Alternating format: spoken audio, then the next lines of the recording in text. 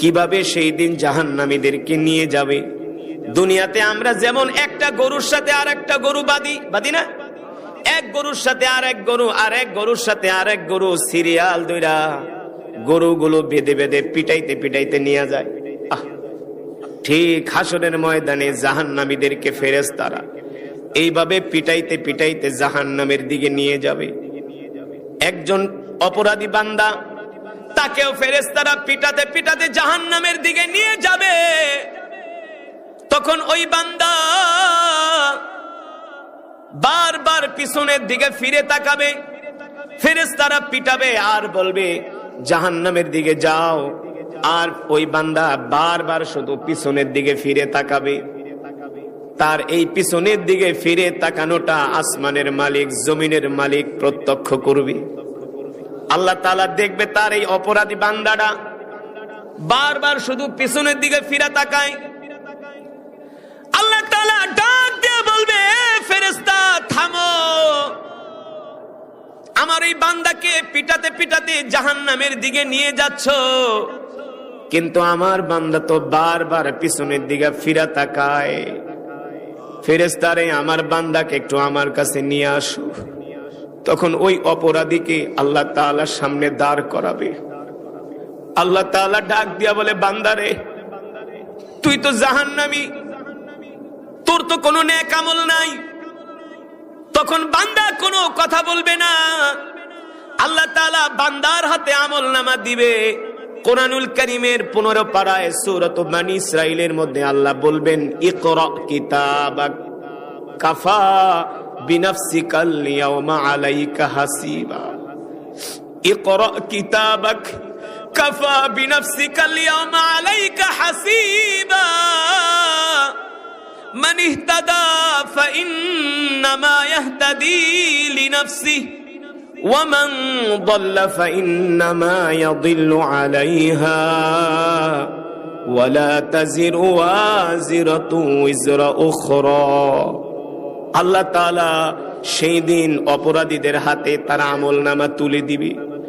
আর আল্লাহ তাআলা বলবে, বান্দারে পর তোর আমলনামায় কোনো নেক নাই, সব শুধু গুনাহ গুনাহ গুনাহ। আজকে তো তোর জাহান্নামে যাওয়া ছাড়া উপায় নাই, তুই কেন বারবার পিছনের দিকে ফিরে তাকাস রে বান্দা? তখন ওই জাহান্নামী চোখের পানি ছেড়ে দিয়া বলবো, আল্লাহ আমার তেমন কোনো নেক আমল নাই, আমি স্বীকার করি, কিন্তু আপনি তো রহমান, আপনি তো রহিম। দুনিয়ার জমিনে আপনার প্রতি আমার সুধারণা ছিল, আপনি আমাকে জাহান্নামের আগুনে দিতে পারেন না। আল্লাহু আকবার। আপনার প্রতি আমার ধারণা হলো আপনি আমাকে আমার মায়ের চেয়েও ভালোবাসেন, বাবার চেয়েও ভালোবাসেন।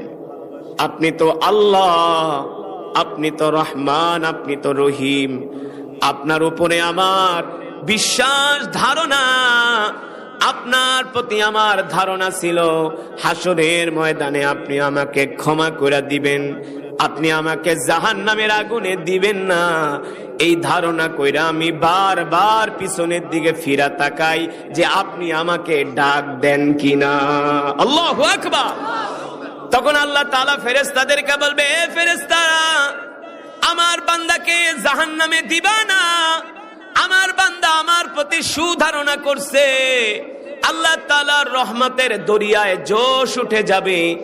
বান্দা আল্লাহর প্রতি সুধারণা করার কারণে আল্লাহ তাআলা ডাক দিয়া বলবে, বান্দারে তুই যে আমার প্রতি সুধারণা করছস, ভালো ধারণা করছস, এই জন্য আজকে আল্লাহ আমি জাহান্নামের আগুন তোর জন্য হারাম করে দিলাম।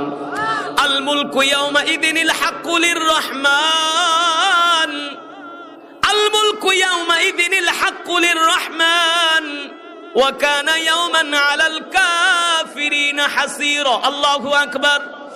আল্লাহ তাআলা বলেন, যে আল্লাহ তাআলার প্রতি সুধারণা করবে, আল্লাহ তাআলার প্রতি যে বিশ্বাস রাখবে যে আল্লাহ তাআলা তাকে ক্ষমা করে দিবে, আল্লাহ তাআলা বলেন মুলকের মালিক বান্দাকে এই জন্য ক্ষমা করে দিবেন। আল্লাহ তাআলা বান্দাকে জাহান্নামে দিবেন না, একমাত্র আল্লাহ তাআলার উপরে সুধারণা করার কারণে কাল হাসরের ময়দানে বান্দাকে জাহান্নাম থেকে মুক্ত করে জান্নাতে প্রবেশ করানো হবে। এই কারণে আমরা সব সময় গুনাহ তো করব, গুনাহ তো হয়েই যাবে। শয়তান তো সব সময় আমাদেরকে কুমন্ত্রণা দিবে গুনাহ করানোর জন্য, কিন্তু আমরা শয়তানের ফাঁদে না পড়ে নেক আমল ছেড়ে দিব না।